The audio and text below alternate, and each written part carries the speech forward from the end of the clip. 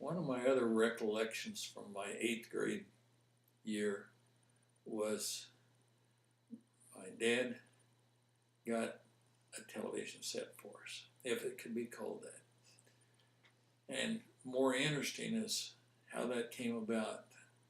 A year earlier, we'd been to California to visit my dad's brother, Emerson. And when we got to their house, Emerson mentioned something about something he had seen on television. He didn't have a television, but he had seen it. And my dad said, "I've never seen television." Well, I can still remember my uncle laughing and hooting and saying, "Ted, have you never seen television? I can't believe anybody has never seen television." Well, none of us had seen television, but at that time I wasn't going to admit it.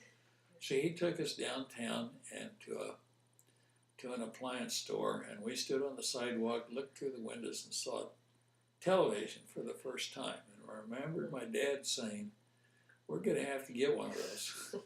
So the next fall, as he and I were hunting, that was, when I was hunting the next fall, we tripped over something in the grass and looked down, and here's this great big long tower, probably 20 or 30 feet tall, that had been used for a wind charger in some country home. There's a line out there.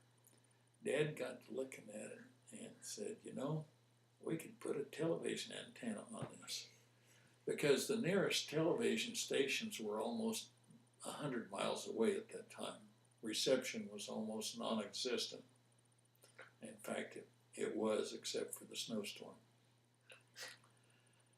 So he went back up and found the guy that owned that, got it from him, and somehow or other got it on a truck, brought it down. He and my cousin Wendell, who owned the furniture and appliance store, got that thing up along the side of our house, strapped it to the house, and then crawled up on it and put another extension of about 20 feet that had a huge antenna mast up on top of that. So we had this thing sticking up there about 50 feet above our house, made a great lightning rod, and hooked up with television to it. But the first television set was a 19-incher, black and white. The snow was white, the screen was black, and that's mainly what we saw. But still, I thought it was the most incredible thing that I could see a little bit of a Big Ten basketball game on that little 19-inch antenna. In a way, it was the beginning of a different kind of entertainment that replaced our radios as entertainment.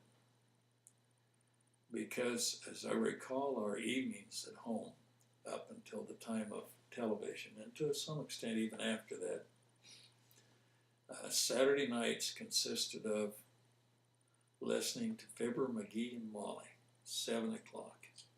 No, I believe it was Gene Autry that came on at 7 o'clock. Gene Autry had his country singing and cowboy stories at 7. Fibber, McGee, and Molly came on at 7:30, and then, of course, Dragnet was at 8 o'clock. And then it was time to listen to a K-State basketball game, which we did. And that was pretty much Saturday night entertainment. So pretty obviously that the television set had a big void to fill.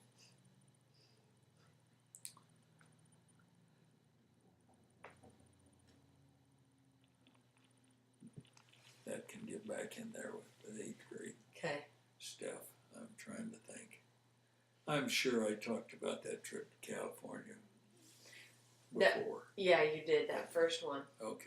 But I don't think the NCAA I've ever heard. Oh, really? Did all that. Someplace I've still got one of those tickets. Someplace, just in a box of stuff I threw in there. A program, maybe. Wow. I think it was a program. I'm not sure. I do have, and I'll mention it to you, 2 silver dollars. When I was in first grade, my dad was the superintendent. He came home one day and handed me a silver dollar. And he says, here's something, if you'll keep this silver dollar and not spend it, you'll never be broke. You'll always have money. I had a little safe, and I've still got it, a little metal safe. In fact, I got into it just the other day. And I put that silver dollar in that safe, and I kept it there always. And to this day, I have that little safe. And that silver dollar, along with another one that he gave me that same year, is still in there. And I know it's the same silver dollar because it has a little black smudge mark on it where it had been burned or something. And he said, this Deloy Brumbaugh was one of my friends. He said, Deloy Brumbaugh brought this in and paid for his lunch with it. It was his lunch money. Well, lunches were $1 a week. So that was his week's lunch. And Pat had some silver she wanted me to check on the other day, see what it was worth, so I took it to a silver place. Some old spoons and stuff that don't mean anything. And he brought home another silver dollar later that year, so I've got two of them. And the reason I'm telling you this, I'm going to give those to Bobby and Will, and put some note on there where they came from. Okay. But I took those silver dollars in, and I don't know, I think the silver in them's worth maybe $30 at least now or something. Neither of them had significant antique numismatic value.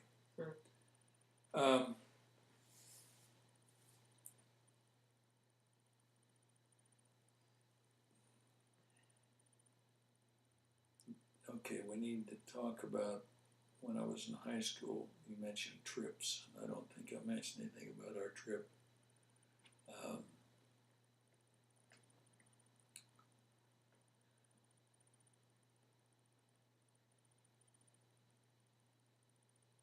So those were significant events, and I can do that, but it'll require putting it back on the end of the. Yeah, just raise your hand again, and then we'll Okay. stick it in. Okay.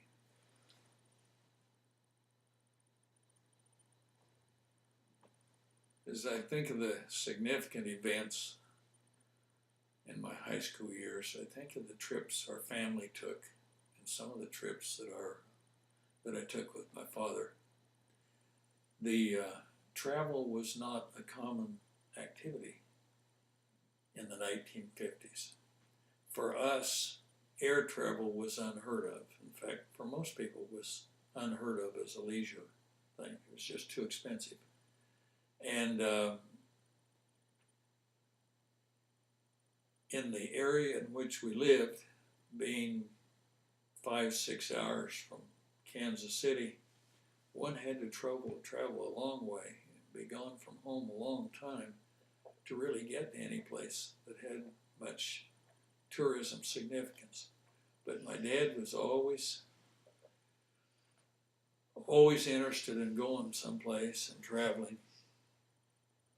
And I recall in 1954, after my junior year in high school, my parents took our family, and we went to Chicago, drove to Chicago, and got a room in a little old hotel right down on LaSalle Street, virtually underneath the Chicago elevated rail. Probably not until we checked into our room and the train went by did we realize why it was an affordable hotel in the middle of Chicago. But I don't recall that it kept us awake much at night because we were so busy walking all over Chicago in the daytime.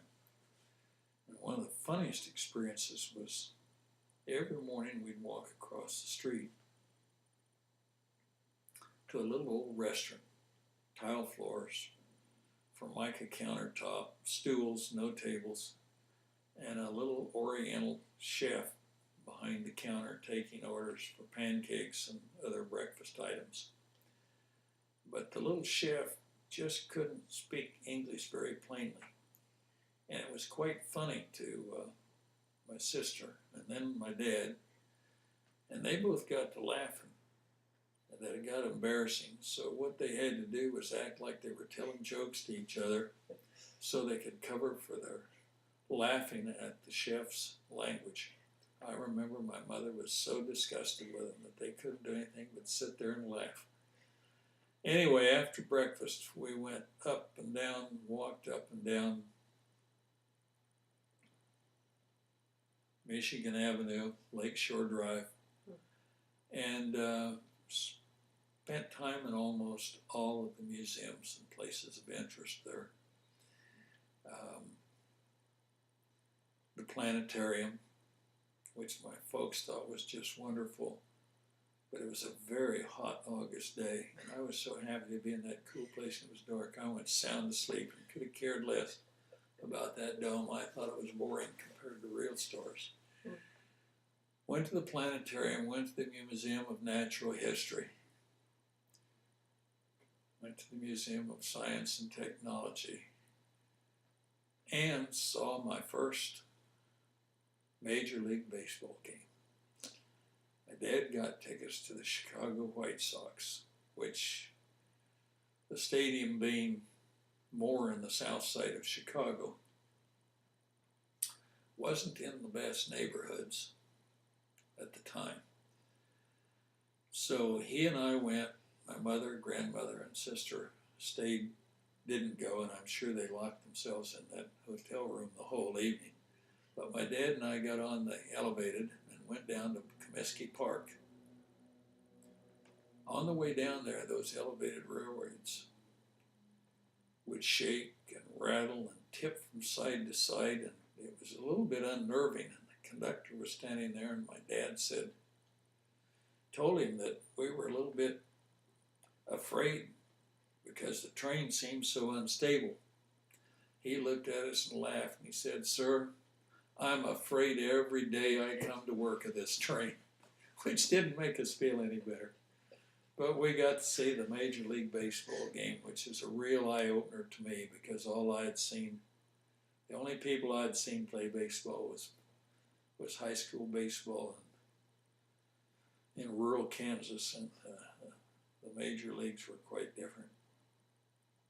Another trip, in that same trip, then we drove down to Indiana to our church denominational headquarters and where the church college was, Grace College of Winona Lake, Indiana. Spent several days there. Then we drove down to Louisville, Kentucky. Saw the Churchill Downs, visited Churchill Downs and those places. And then drove back home. I suppose we were gone a couple of weeks the whole time. A year later, and as I think back on it, it seems a lot more remarkable now than it was then. I didn't think too much of it, but my dad managed to get tickets to the NCAA Finals basketball tournament in Kansas City. And I was able to see the final game between San Francisco University with Casey Jones, Bill Russell, and LaSalle with Tom Gola. Again, the names didn't mean too much to me at the time because they were just college players, but looking back in history, those were two or three significant individuals in professional basketball. And the game was a significant game that everybody would remember to this day. Then in my senior year in high school, my dad got tickets to the small college NAIA tournament in Kansas City. And he and I went down there and stayed at the Howard Hotel on West 12th Street, which in itself was an experience. But it was just a block from the municipal auditorium, so we could walk over there every day. And it really was every day because we would go, the game started at 12 o'clock. There were 8 games every day, and we stayed for every single one of them. So sat up there on those seats for 8 basketball games